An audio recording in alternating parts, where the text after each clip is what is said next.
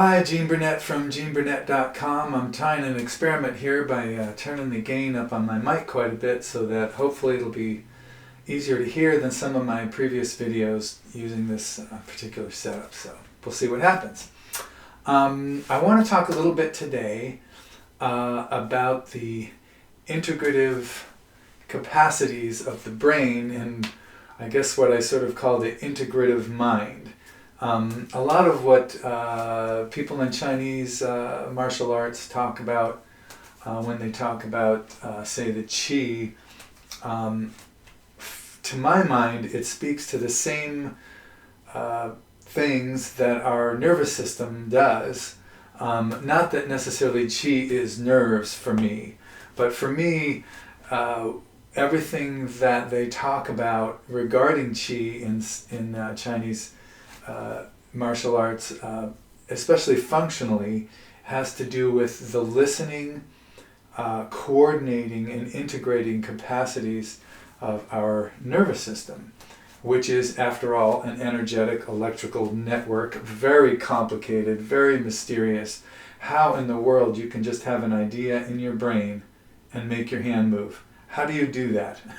Where does that idea come from? And how do you willfully send an electrical impulse to your muscles and make them work?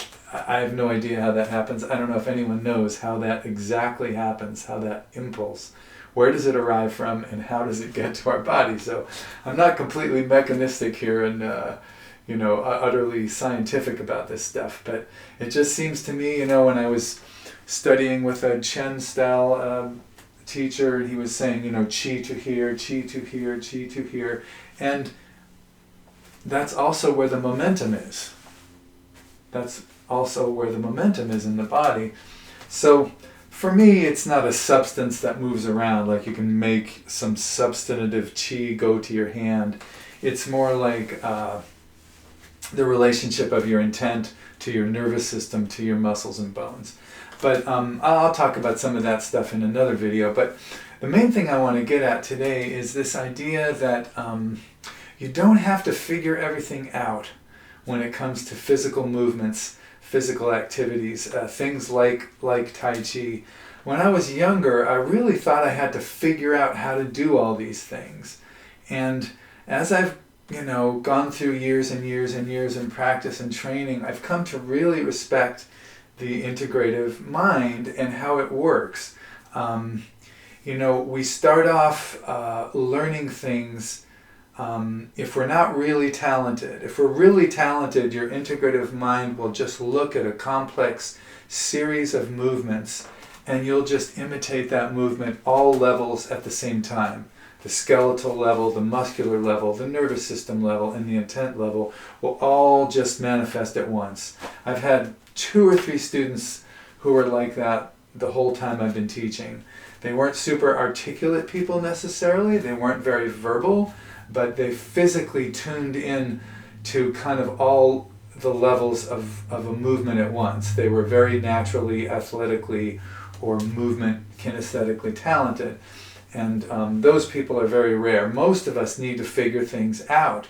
And my point is that we try to figure it out too hard. We try to direct it too much with our conscious thinking part of our mind, and we don't give the integrative mind, the unconscious mind, enough credit and enough time to do its work, enough space. So think about playing the piano, right? You've got your foot on a pedal, you've got a bass hand, and you've got a melody hand, and you've got to put that all together somehow into a song or an activity called playing the piano. Think about a drummer, they've got the feet and they got the hands and the different kind of drums and all that stuff. And you look at them and you just think, holy crap, how can they do that? Well, the answer is that integrative mind. For somebody playing the piano, that isn't 3 things. That's 1 thing, playing the piano. For someone playing the drums, that isn't 16 things. That's 1 thing, playing the drums. And that doesn't happen as a conscious activity that you sort of enforce on your body and its movements. It's the integrative capacity of our nervous system that takes that over. For instance, how do you tie your shoes? I bet right now if you had to write a book on tying your shoes, you could not do it unless you actually put your shoe on and noticed what the heck you do when you tie your shoes. Because you've integrated that so thoroughly that you don't consciously think about what loop goes where and how you tie shoes. Unless you have kids, in which case you've done it many times and you've figured it out. But my point is, the conscious mind has its role, and it's great at setting goals, and it's great at setting direction, and it's also great at hearing tips and instruction and guidance and correction about how to do a movement or how to play an instrument, how to do something. It's good at getting the information and then setting a target and saying, I want to do that.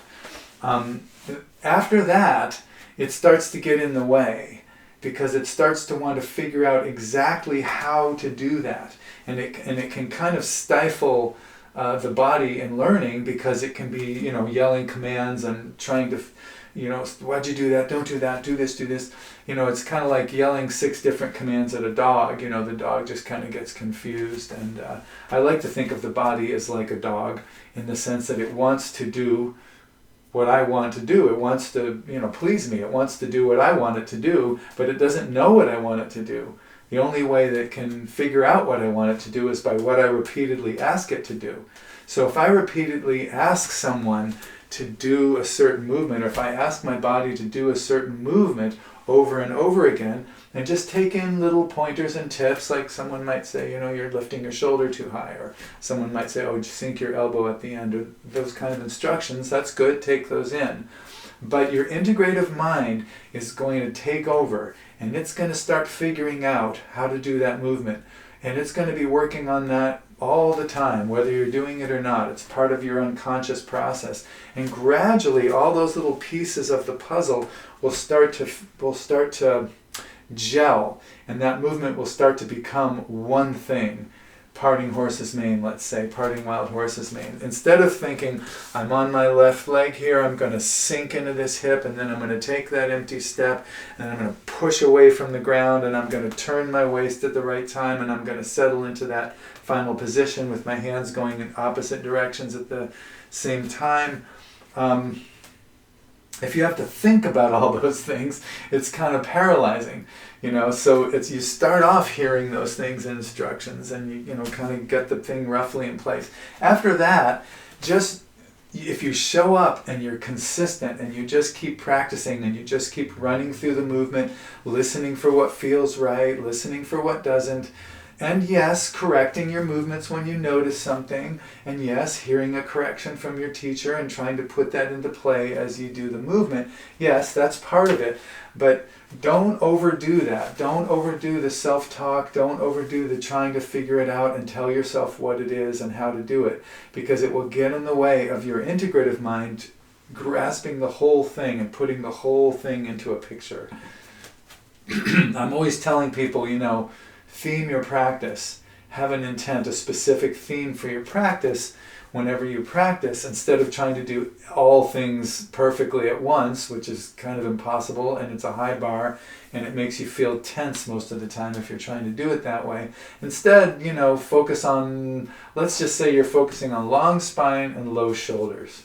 And so as you go through the movements, long spine, low shoulders. And you may feel like, oh boy, this really changes it might be a game changer for you if you're right for it.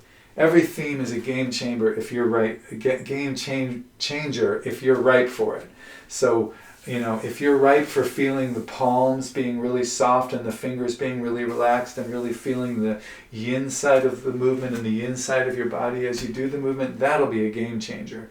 If you're right for, smooth, even weight shifts that move evenly through the body and settle into the final position. If you're right for that particular correction, if you've been just kind of doing weight shifts unconsciously, then it's a game changer.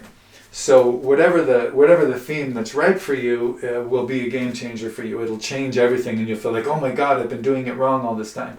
So find a theme by noticing what feels out, or what feels wrong, or what feels not quite relaxed or holistically nice. What is that thing that doesn't feel right? That's a good way to find a theme. Or when you find something that really feels good, really exceptionally good, you can say, oh, I want to feel that all the way through the form. So whenever you find a theme, you're going to be focusing on that one area, somewhat at the expense of the other attributes and the other different things. You're focusing on that theme, so your intent is to kind of highlight that. Then after you've done that for a while, and you may do it one practice, you may do it for a week, you may do it for 2 weeks, you may do it for a season, you may do it for a whole year. I remember one year when I was younger, I just worked on my kicks and nothing else. But after that period of time is over, it'll naturally kind of feel like, okay, I've focused on that enough.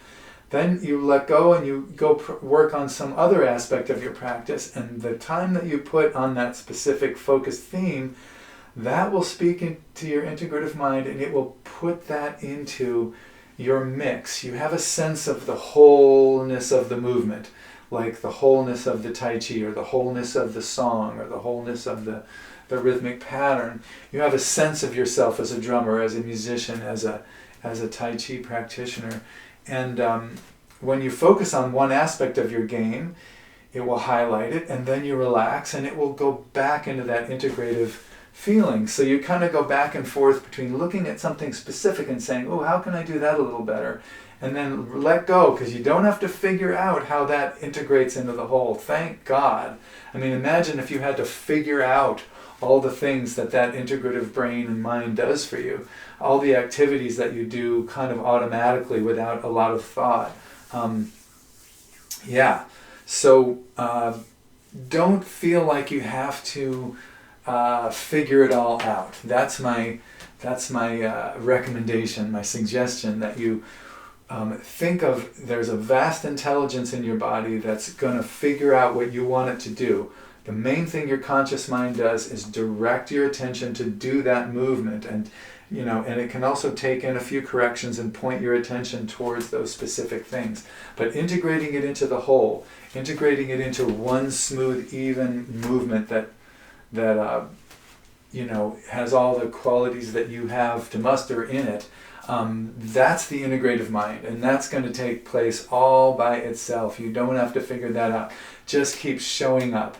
I've got students who really struggle with movements, and I tell them, don't try to figure it out. Don't try hard to memorize it. Don't berate yourself. Don't be hard on your body. Just keep showing up, and just keep doing the movements the best you can, and listen to corrections and do it the best you can, but don't talk to yourself too much. Don't push too hard. Don't control it too much. Otherwise, that integrative mind will just be sitting there waiting for you to shut the hell up so we can figure it out. So let your body figure movements out, and one day you'll notice, oh, that thing that I've been struggling with is just now part of my Tai Chi. Now I can focus on another part of my game. So, okay. Thanks for listening. I appreciate it. I'm trying to be helpful here. That's my goal in making videos. I don't make much money off this channel. I basically just have a tip jar in the description, and have a tip jar at my website, geneburnett.com. But the main reason I'm doing these videos is just to share stuff that works for me. Because once I realized that integrative mind is on my side, and it was in the background working on stuff, I realized I could just gently direct my attention and my focus to different things, and then hands off, let it figure it out. And it really took a lot of effort and wasted time and tension out of my body and my learning process. So I just wanted to share it with you, or whoever you are out there. So if it's helpful to you, it's always appreciated if you let me know. And if you feel like tipping and supporting this work, that's awesome. Most of the money I get from tips goes to my recordings. I record an album once a year, and I just try to trying to have music not cost me more than it makes. So So thanks for watching. I do appreciate it. Subscribe if you like this kind of thing, and we'll see you down the road.